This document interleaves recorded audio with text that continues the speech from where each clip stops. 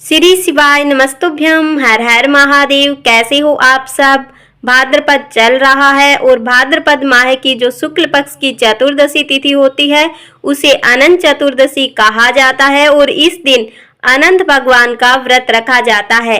अनंत चतुर्दशी के 14 व्रत रखे जाते हैं और 14वें व्रत को इसका उद्यापन किया जाता है। आज की वीडियो में हम अनंत चतुर्दशी उद्यापन के बारे में संपूर्ण चर्चा करेंगे कि अनंत चतुर्दशी व्रत का उद्यापन कब करना चाहिए, यानी कि 14वें व्रत को करना चाहिए या 14वें व्रत कंप्लीट होने के बाद 15वें व्रत को करना चाहिए, और साथ ही उद्यापन की विधि क्या है, इस बारे में आपको संपूर्ण जानकारी इस वीडियो में मिलने वाली है।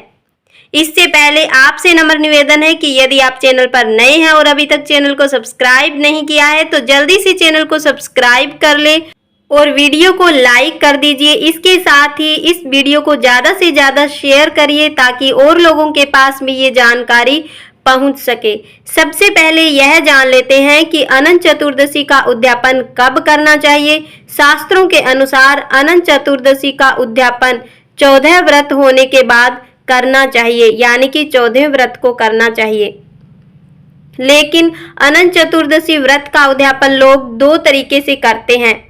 कुछ लोग अनंत चतुर्दशी व्रत का उद्यापन व्रत के साथ साथ ही कर देते हैं, क्योंकि अनंत चतुर्दशी व्रत के उद्यापन में 14 जोड़ों को भोजन करवाया जाता है और जो दान दक्षिणा दी जाती है वह 14 जोड़ों को ही दी जाती है।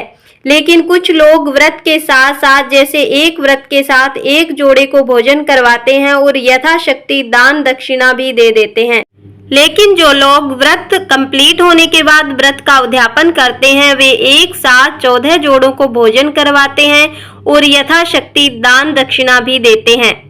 अब कुछ लोगों के मन में कंफ्यूजन रहता है कि अनंत चतुर्दशी व्रत का उद्यापन 14 व्रत के दिन करना चाहिए या फिर 14 व्रत कंप्लीट होने के बाद 15वें व्रत के दिन करना चाहिए। तो इस कंफ्यूजन को दूर करते हुए मैं बताना चाहूंगी कि अनंत चतुर्दशी व्रत का उद्यापन 14वें व्रत को ही करना चाहिए, ना कि 15वें व्रत को। एक विशेष बात की तरफ ध्यान दीजिएगा कि गुरुदेव बताते हैं कि हम जब भी किसी भी व्रत का उद्यापन करते हैं तो हमें उद्यापन के लिए जो जोड़े चाहिए होते हैं वह हमें अपने ही परिवार से नहीं लेने चाहिए, क्योंकि अपना परिवार तो अगर हमारे घर में कोई मांगलिक कार्य हो रहा है तो अपना परिवार तो वहां भोजन करेगा ही। उनको जोड़ों में भोजन करवाने का कोई फल नहीं मिलता है। इसलिए जब भी उद्यापन के लिए जोड़े करें तो अपने परिवार से ना करें, बाहर के लोगों को उद्यापन के लिए जोड़े में करना चाहिए। इसी का आपको संपूर्ण फल मिलता है। जब आपका अनंत चतुर्दशी का 14वां व्रत हो उस दिन आपको 14 जोड़ों को बुलाना चाहिए और उनके साथ भगवान विष्णु की कथा सुननी चाहिए, साथ ही विधिवत पूजा करनी चाहिए। उसके बाद आप इन जोड़ों को भोजन करवाएं। भोजन में मालपुए और खीर का प्रसाद बनाया जाता है। भोजन करने के बाद सभी जोड़ों को वस्त्र और कुछ दान दक्षिणा भी दी जाती है।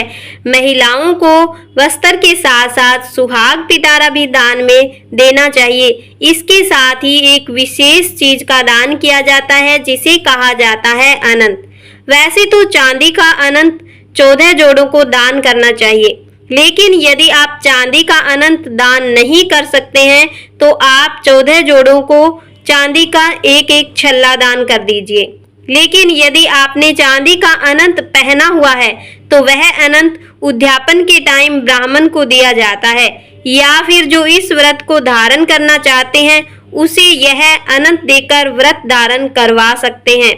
यदि आप चांदी का छल्ला भी दान नहीं कर सकते हैं तो कम से कम रेशम या सूत के डोरे में 14 गांठें लगाकर उसे भी आप दान कर सकते हैं। इसके बाद रात्रि जागरण भी करना चाहिए। अनंत चतुर्दशी का व्रत रखने वाले व्यक्ति को अनंत फल की प्राप्ति होती है, क्योंकि यह व्रत रखना बहुत ही कठिन होता है। अनंत चतुर्दशी व्रत कैसे किया जाता है, अनंत डोरे कैसे बांधे जाते हैं, अनंत डोरा कैसे धारण किया जाता है और अनंत डोरा कैसे बनाया जाता है, इसके बारे में यदि आप संपूर्ण जानकारी चाहते हैं तो हमारे इस चैनल को सब्सक्राइब कर लीजिए, क्योंकि आपको इस चैनल पर जल्द ही ये वीडियो मिलने वाला है। 2023 में अनंत चतुर्दशी व्रत कब है यह जान लेते हैं। भाद्रपद शुक्ल पक्ष की चतुर्दशी तिथि 27 सितंबर को रात को 10:18 पर शुरू होगी और 28 सितंबर को सायंकाल 6:49 पर समाप्त होगी। उदया तिथि के अनुसार 28 सितंबर को अनंत चतुर्दशी मनाई जाएगी। उम्मीद है कि आपको यह जानकारी अच्छे से समझ में आ गई होगी। आज के लिए बस इतना ही। मिलते हैं अगले वीडियो में। तब तक के लिए श्री शिवाय नमस्तुभ्यम। हर हर